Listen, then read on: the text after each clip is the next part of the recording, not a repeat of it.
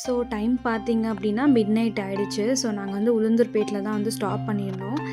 ரொம்ப தூக்கமாக வர மாதிரி இருந்துச்சு. சரி ஓகே, பசியும் எடுக்கிற மாதிரி இருந்தது. அதனால இங்கே சாப்பிட்டு போயிடலாம் அப்படின்னு சொல்லி பிளான் பண்ணிவிட்டு வண்டி வந்து ஸ்டாப் பண்ணியாச்சு. இந்த ஹோட்டலுக்கு வந்து வெரி ஃபர்ஸ்ட் டைம் தான் நாங்கள் ட்ரை பண்ணியிருந்தோம். நல்லா இருந்துச்சு. காஸ்ட் வைஸ் கொஞ்சம் அதிகமாக இருந்த மாதிரி இருந்தது, பட் டேஸ்ட் எல்லாம் நல்லா இருந்துச்சு. ஸோ பாப்பாவும் கொஞ்சம் எழுந்துட்டா. நான் என்ன பண்ணுறேனோ அதே மாதிரி பண்ணிகிட்டு இருந்தா பாருங்களேன். எனக்கு ரொம்ப என்னடா இது, எல்லாருமே சொல்லுவாங்க நிலா வந்து அவங்க அப்பா மாதிரி இருக்கா, அவங்க அப்பா மாதிரி இருக்கா. சில விஷயம்லாம் பார்க்கும்போது என்ன மாதிரி பண்ணுறா அப்படின்னு ரொம்ப ஹாப்பியாக இருக்கும்.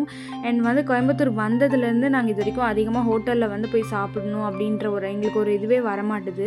எங்கே வெளில போனாலும் வீட்டிலேருந்து பேக் பண்ணிட்டு போயிடலாம். அது நம்மளுக்கு வந்து ரொம்ப நம்ம ஹெல்த்துக்குமே ரொம்ப நல்லதில்ல, அதிகமாக ஹோட்டலில் சாப்பிடாமல் வீட்டிலேருந்து கொண்டு போகிறது. ஸோ அதனால் அதுதான் பிளான் பண்ணிகிட்டு இருந்தோம். சடனாக ஹோட்டலில் சாப்பிடும்போது ஹோட்டல் ஃபுட் ரொம்ப பிடிச்சிருந்துச்சு. ஸோ சாப்பிட்டுட்டு அப்படியே வந்து கிளம்பியாச்சு. ஊருக்கு போகிறோம் அப்படின்ற ஒரு குஷியாக இருந்தால் கூட தூக்கம் வந்து கண்டினியூஸாக வந்துக்கிட்டே இருக்குது. கண்ட்ரோல் பண்ணிட்டு, ஏன்னா அவர் மட்டும் தான் ட்ரைவ் பண்ணிகிட்ருக்காரு. ஸோ பேசிக்கிட்டே வரணும் அப்படின்றனால ஃபைனலாக வந்து முடிச்சாச்சு. அம்மா வீட்டுக்கு வந்தாச்சு. காலையிலே வந்து அத்தை வந்து எனக்கு பூஸ்டெல்லாம் போட்டு வந்து கொடுத்தாங்க. எல்லோரும் பார்த்ததில் செம்ம ஹாப்பி தான். பட் ஆனால் இந்த ஒரு வீடியோவில் வந்து ஒரு ஸ்பெஷல் பர்சனை வந்து பற்றி நான் சொல்லி ஆகணும். என் தங்கச்சி சனா குட்டி.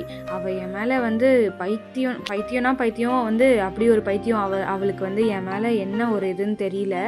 நான் வருவேன் அப்படின்னு சொல்லிட்டு அவள் எதோ பண்ணி வச்சுருக்கா. பேப்பரில் வந்து எங்கே பார்த்தாலும் நிவேதான்னு எழுதி என் பேரை தான் எழுதி வச்சுருக்கா. நான் யூஸ் பண்ண திங்ஸு இதெல்லாத்தையும் பத்திரப்படுத்தி வச்சு நான் வந்து வரும்போது காமிக்கணும், எனக்கு எடுத்து வைக்கணும் அப்படின்னு சொல்லிட்டு.